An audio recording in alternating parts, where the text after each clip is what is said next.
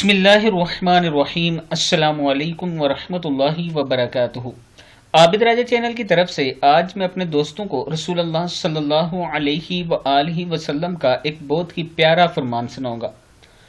رسول اللہ صلی اللہ علیہ وآلہ وسلم نے فرمایا کہ 3 لوگ جنت میں داخل نہیں ہوں گے۔ نمبر 1 دیوس، نمبر 2 رجلا، اور نمبر 3 شراب کا عادی۔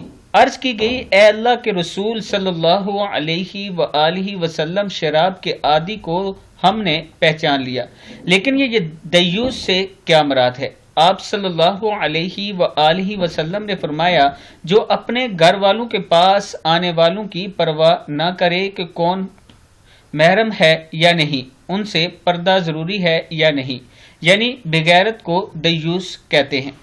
یعنی آپ اپنے گھر کی عورتوں کو پردے کا پابند نہیں بناتے، اس کو دیوس کہتے ہیں، اس کو بغیرت بھی کہتے ہیں دوسرے لفظوں میں۔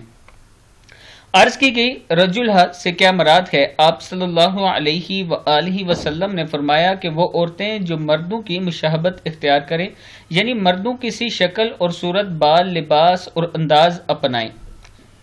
یہ 3 وہ لوگ ہیں جو جنت میں داخل نہیں ہوں گے یا جنت کی خوشبو بھی نہیں سونگھ سکیں گے۔